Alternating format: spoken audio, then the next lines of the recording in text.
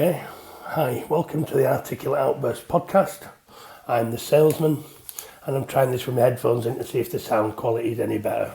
I notice all the other YouTubers have a tendency to wear a mic. I'm just going to see how it goes for now. Having invested in a tripod, I'm not in the habit of going out and buying all the shebang until we realise we may have or may have not got something here. So, who are Articulate Outburst? Articulate Outburst are a punk rock band. Started in Meanwood in Leeds in 2018, following a gig we'd been to see in York at the Fulford Arms in January. It was freezing cold. I'd gone directly from work, so I wasn't drinking that night, and I met my pal, who's the educator, who's the guitarist in the band. We all go by pseudonyms. First, to give us a bit of an air of mystery. Second of all, to prevent any flack. We do have to have jobs, and we know what can happen if people get the wrong end of the stick about what it is that you're trying to say. The outrage mob will get wheeled in and people get shut down. So I'll be using pseudonyms throughout this series. It doesn't take a slide rule for you to work out who we are though.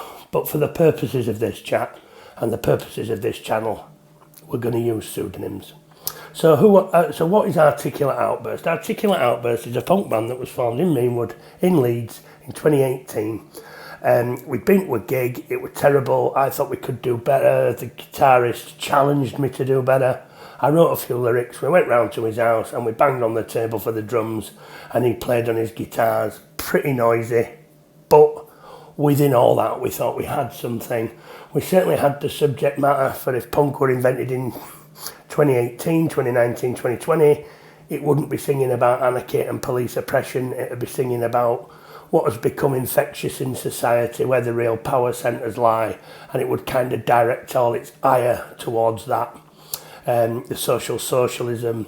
So what we have here is pretty much what I call the sensible centre, which is the kind of guiding rod between all these politics that's neither left nor right, but the sensible centre to rein in the extremist liberals and the far right.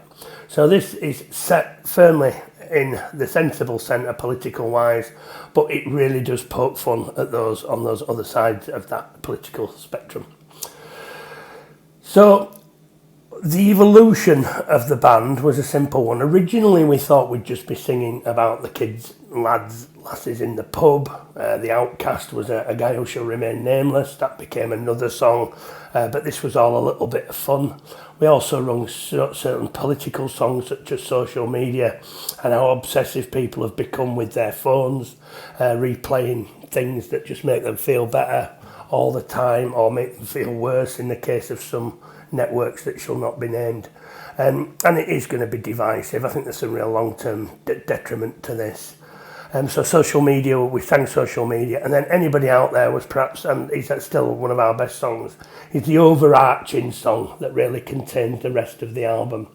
So we had on one side a band that wanted to sing in the local pub about the characters in it, such as Get to the Bar for those that really do need to be nudged.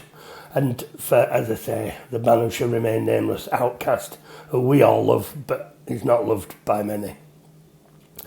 The political side of the band was obviously the direction we were going to go into.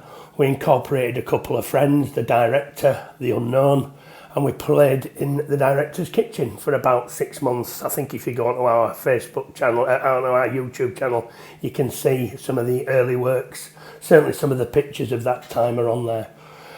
We then incorporated a drummer, who was the Porter, who came in to drum for us. He's currently drumming with another band who we also know on the circuit. So we haven't stolen him as such, we're just borrowing him for our projects. And that's really where we're at. So we've got the band, we've got the characters, then what we're going to do next. So we then go to the album. We had more subject matter available to us for the album than you can shake a stick at. Some had to be dropped, such as Social Justice Warrior, and a couple of others that just didn't make the cut. Great songs, but just didn't make the cut of the album. The album had to be 10 songs. Each song had to be an unsafe space, hence the title of the album is Unsafe Spaces. And that's what we've done, and each song is a slice of an unsafe space. But I'll cover that in a separate stream, the construction of the album. This is just the introduction to say who we are, how it started, and really what we're all about and what our position is. There's an Articulate Outburst t-shirt here. At some point we'll be coming out with merchandise. We sell quite a bit of these at the few live gigs we've played. People seem to like the design. It was the director who came up with the idea of the cartoon bomb, which I think is brilliant, and it was me that came up with the idea of the crossed pencils for the Articulate. So again, this is kind of back of a fag packet stuff that really kind of reached fruition, and I think looks pretty good considering none of us are skilled in this particular profession. So that's Articulate Outburst. I've obviously written some show notes here. We started the band with the full intention of, just as I say, being local, but then it's morphed into something a little bit more political. I've obviously been more politically connected across the internet. There are several characters I don't really want to name in case they don't want to be associated with us, but there are certain kind of channels I'm sure that you will undoubtedly know.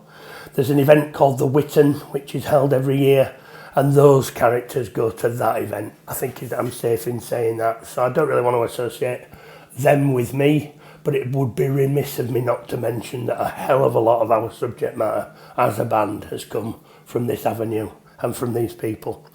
There are certainly lines quite literally lifted from some of those YouTubers, and without a doubt I'm more than happy if they're happy to say exactly what and when that was. I'm not in any way hiding anything or attempting to claim credit for something that's not mine. All the lyrics I've written, all the idea behind the songs are mine, but there are some choice inspiration, should I say, from said YouTubers at the Whitton, which would, as I say, be remiss of me not to mention. So we're in the sensible centre. It's political music. It sounds sometimes like it's having a go at something when really the position is neutral, and occasionally, it has to be said, the subject matter is something that you wouldn't really want to be singing about, and it could have been done in a very ham-fisted, cold-blooded way, but I think we've been much more imaginative than that. I think it's a lot more nuanced than that. But again, the proof's in the pudding and the proof's in the listening. But thank you. This is our, as I said, this is our introductory. Hello, we're here. YouTube video. I've been asked by a lot of people to put this together. So here we are. Obviously, eventually I hope to live stream, but for now I'm just going to upload videos to see how it goes, test the water, so to speak, and see if I need that microphone. So I'll leave us to play us out, which is a bit cheesy, but hey ho, if you don't plug yourself, nobody else will.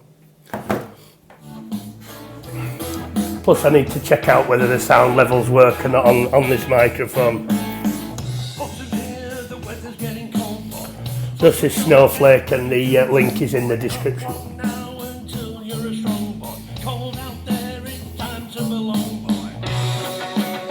Thanks for listening. Thank you.